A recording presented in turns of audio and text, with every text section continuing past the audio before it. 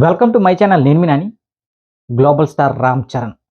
Global star Ram Charan గారు చిరంజీవి యొక్క కొడుకుగా సినీ రంగ ప్రవేశం చేసిన రామ్ చరణ్ గారు ప్రస్తుతం ఇప్పుడు తెలుగు ఇండస్ట్రీనే కాకుండా ఇండియా వైడ్‌గా కాకుండా పాన్ ఇండియా లెవెల్‌లో కాకుండా పాన్ వరల్డ్ లెవెల్‌లో క్రేజ్‌నైతే సంపాదించుకున్నారు.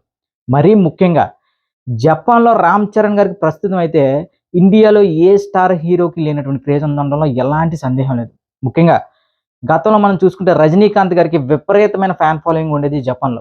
అప్పట్లో 'ముత్తు' సినిమా అంటే జపాన్ సినీ చరిత్రలోనే అత్యధిక అంటే జపాన్ వాళ్ళు ఒక సినిమాని ఎంత ఓన్ చేసుకున్నారంటే అప్పట్లో 'రజనీకాంత్' గారిని 'ముత్తు' సినిమా దాదాపు 400,000,000 వరకు జపాన్ కరెన్సీ ప్రకారం ఒక 400,000,000 ప్రకారం 400,000,000 వరకు కలెక్షన్ రాబట్టింది. సో, ఇప్పుడు ప్రస్తుతం జపాన్‌లో 'రజనీకాంత్' గారిని రీప్లేస్ చేస్తున్న ఏకైక ఇండియన్ హీరో ఎవరైనా ఉన్నారంటే అది 'రామ్ చరణ్' గారే.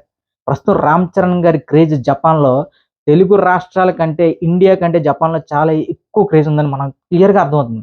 ఎందుకంటే మనకి 'రామ్ చరణ్' గారి బాక్స్ ఆఫీస్ లెక్కలు చూసుకుంటే క్లియర్‌గా మన జపాన్ ప్రకారం 'రామ్ చరణ్' గారి సినిమా విడుదల గాని, 'రామ్ చరణ్' గారి సినిమా ఏదైనా వస్తుందంటే జపాన్‌లో 'రామ్ చరణ్' గారి అభిమానుల సందడి మామూలుగా ఉండదు.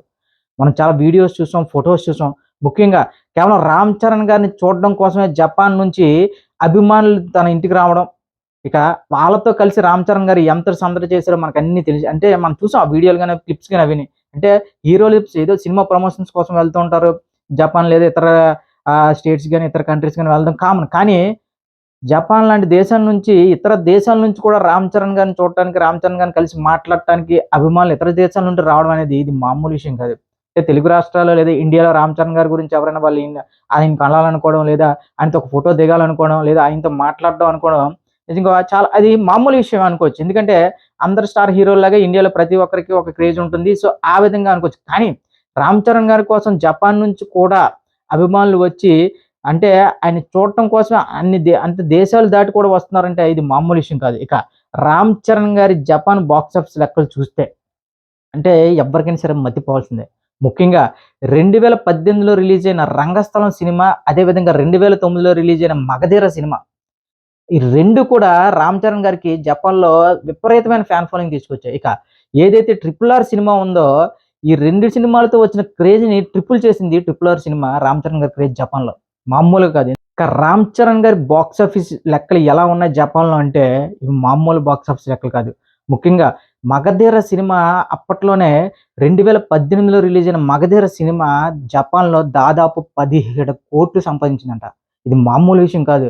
అంటే ఇదేదో 'రామ్ చరణ్' గారికి 'ట్రిపుల్ ఆర్'తో గ్లోబల్ స్టార్‌గా ఇమేజ్ వచ్చింది. 'రామ్ చరణ్' గారికి 'ట్రిపుల్ ఆర్' తర్వాతే జపాన్ లాంటి కంట్రీస్‌లో ఎక్కువ ఫ్యాన్స్ అయితే ఉన్నారు. అది ఇది అని రకరకాలుగా మాట్లాడారు. కానీ 'ట్రిపుల్ ఆర్'కి ముందు నుంచి కూడా జపాన్‌లో 'రామ్ చరణ్' గారికైతే విపరీతమైన ఫ్యాన్ ఫాలోయింగ్ ఉందన్న విషయం అంతా గుర్తించాలి. ముఖ్యంగా ఈ 'మగధీర' సినిమా మామూలుగా ఆడలేదండి. అప్పట్లోనే 17,00,00,000 వరకు సంపాదించిందంటే జపాన్‌లో అది మామూలు బ్లాక్ బస్టర్ కాదు. ఇక నెక్స్ట్ 'రంగస్థలం.'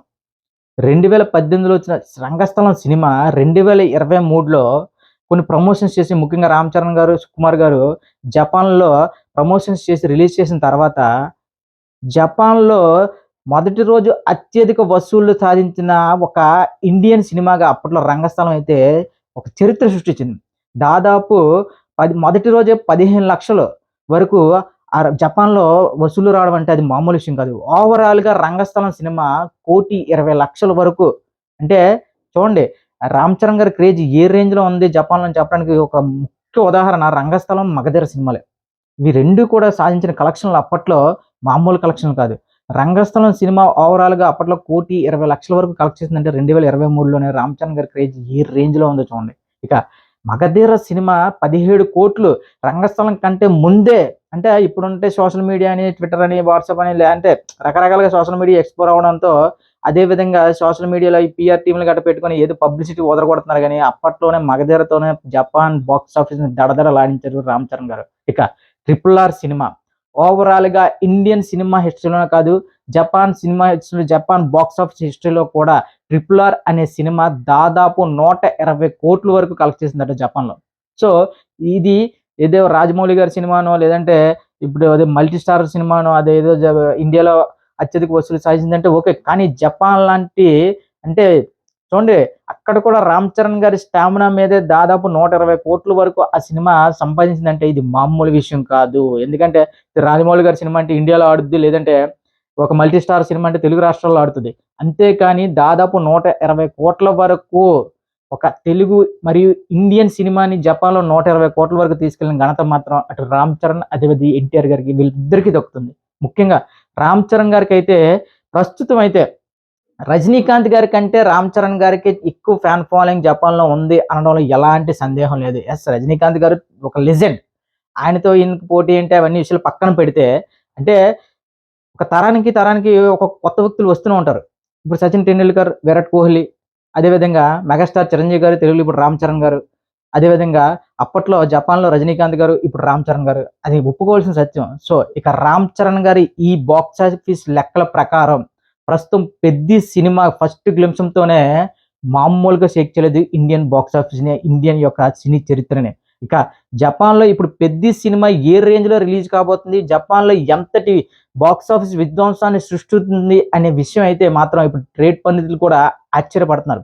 ప్రస్తుతం 'రామ్ చరణ్' గారికి జపాన్‌లో ఉన్న క్రేజ్‌కి 'పెద్ది' సినిమా గ్లింప్స్ చూసిన తర్వాత జపాన్‌లో దాదాపుగా ట్రిపుల్ ఆర్ రికార్డ్‌నైతే 'పెద్ది' సినిమా ఈజీగా కొడుతుంది. సినిమా గాని ఒక మంచి టాక్ పడితే జపాన్ ఆడియన్స్ 'రామ్ చరణ్' గారిని ఎంతగా ఓన్ చేసుకున్నారంటే వాళ్ళ ఫ్యామిలీ మెంబర్ లాగా, ఇక వాళ్ళకి ఒక సూపర్ హీరో లాగా 'రామ్ చరణ్' గారిని ట్రీట్ చేస్తారు జపాన్‌లో 'రామ్ చరణ్' గారి ఫ్యాన్స్. జపాన్‌లో 'రామ్ చరణ్' గారి ఫ్యాన్స్ అయితే. సో, దీన్ని బట్టి మనకు అర్థమవుతుంది ఏంటంటే 'పెద్ది' సినిమా లెక్కలు మాత్రం ఖచ్చితంగా ట్రిపుల్ ఆర్ సినిమాని లేపేస్తుంది 'పెద్ది' సినిమా జపాన్‌లో అని చెప్పి చాలా క్లియర్‌గా అర్థమవుతుంది. సో, మరొక్కసారి 'రామ్ చరణ్' గారికి ఏదో ఇప్పుడిప్పుడే గ్లోబల్ స్టార్‌గా ఇమేజ్ వచ్చిందని అనుకున్న వాళ్ళు ప్రతి ఒక్కరు కూడా తెలుసుకోవాల్సింది ఏంటంటే, 'రంగస్థలం', 'మగధీర' సినిమాలతోనే 'రామ్ చరణ్' గారు గ్లోబల్ వైడ్‌గా అప్పట్లో అవి అనుకోవడం పాన్ ఇండియా లెవెల్‌లో కూడా రిలీజ్ అవ్వలేదు సినిమాలు.